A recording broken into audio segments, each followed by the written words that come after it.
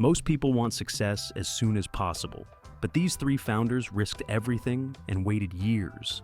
And when the world doubted them, they doubled down. Elon Musk, Jack Ma, Marc Randolph. They built billion-dollar companies from scratch with no roadmap and no backup plan. And the books that tell their stories reveal something deeper. They didn't just win, they rewired entire industries. What does 0 to billion really mean? Going from 0 to a billion comes down to building something with lasting value, when all you have at the beginning is an idea that barely makes sense and the discipline to not walk away when it gets hard.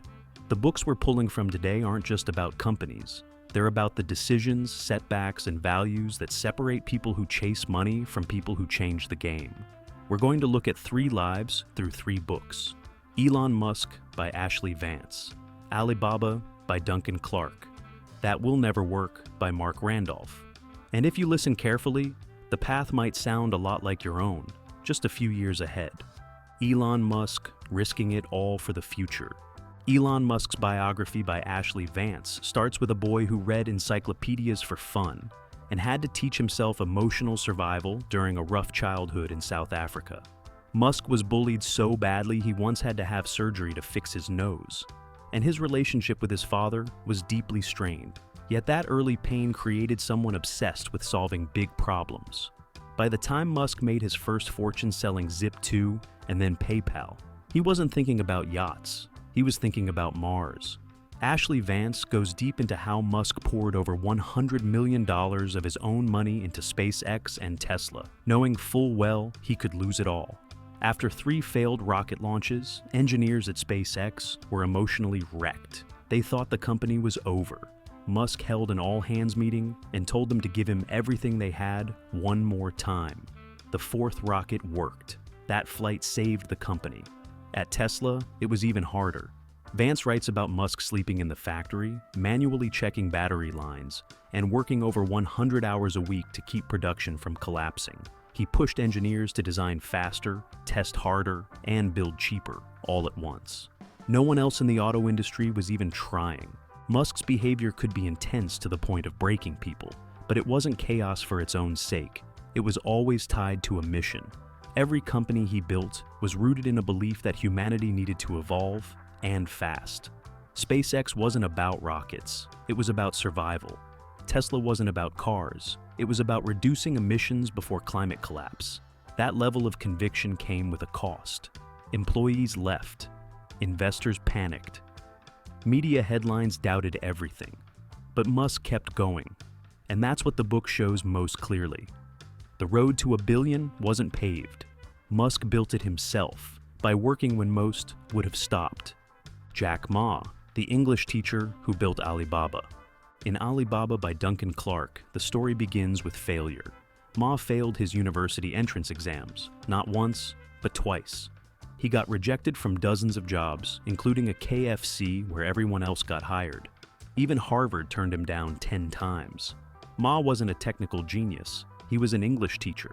But he had something else, a deep understanding of people, culture, and communication. Ma's greatest strength wasn't coding. It was seeing the future of commerce in China before anyone else could even define it. In 1999, Ma brought together a group of friends and former students in his Hangzhou apartment and pitched an idea, an online marketplace to help Chinese businesses connect with global buyers. That meeting became the founding moment of Alibaba. There was no funding, no real infrastructure, just a strong belief that China's small businesses needed a new way to sell. At the time, most people in China didn't even trust the internet. Many didn't own computers. Ma didn't care. He believed demand would come, and he was willing to wait. Clark explains how Alibaba began to build what would later be called the Iron Triangle: e-commerce through sites like Taobao and Tmall, logistics infrastructure through Cainiao, and a finance arm with Alipay. Each piece was designed to address a weakness in the Chinese system: poor shipping, low trust in payment, limited access to markets. Ma's genius was cultural as much as operational. While Western firms like eBay tried to enter China with their existing playbooks, Ma localized everything. He built services for how Chinese users behaved, not how Silicon Valley expected them to behave. That's why Alibaba survived. When eBay entered the Chinese market, Most people thought it was game over for Alibaba. But Ma fought back by focusing on customer experience, faster adaptation, and sheer local grit. He introduced free listings while eBay charged fees. He improved customer service, something eBay's local version didn't prioritize. By 2006, eBay gave up. Alibaba had won. Ma's core principle was always the same: customers first, employees second, shareholders third. His long-term vision and ability to sell that vision to employees, to partners, and to China itself is what built Alibaba into the dominant force it is today. Marc Randolph, the startup that changed entertainment. That will never work. By Marc Randolph isn't about a genius with a grand vision. It's about a small idea tested again and again until it works. Randolph had a background in marketing and product development, not entertainment. When he came up with the idea to rent DVDs through the mail, DVDs had only just been invented. He wasn't even sure they could survive shipping. So he and co-founder Reed Hastings did a test. They put a CD in an envelope, mailed it to themselves, and waited. It arrived undamaged. That was enough.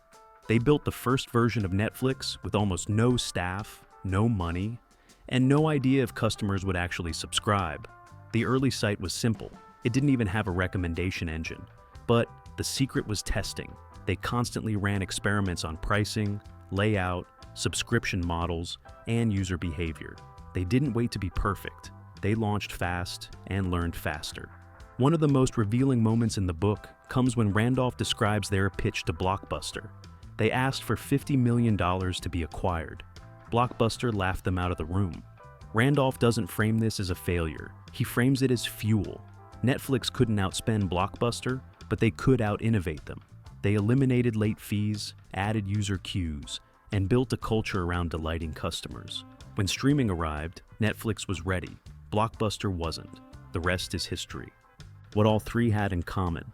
When you look at these three stories together, you start to see patterns. Not in the industries, not even in the personalities, but in the process. All three started with something small, something rejected, and turned it into something massive. Not by being perfect, but by staying in the game. They all had absolute belief in what they were building. Musk kept going even when rockets exploded and cars stopped on the highway. Ma pushed forward when no one trusted online payment systems. Randolph kept testing ideas when no investor saw value in renting discs by mail. They didn't pivot every time things got hard. They adjusted, but they didn't lose the plot. There's no fast track. There's no secret hack. There's just the work. If you're serious about building something that lasts, these are the three books to start with. That Will Never Work by Marc Randolph, Elon Musk by Ashlee Vance, and Alibaba by Duncan Clark. Check them out using the Amazon links in the description. It helps support the channel and might just be the best investment you make all year. Thanks for watching, and as always, keep growing, keep learning, and take control of your future.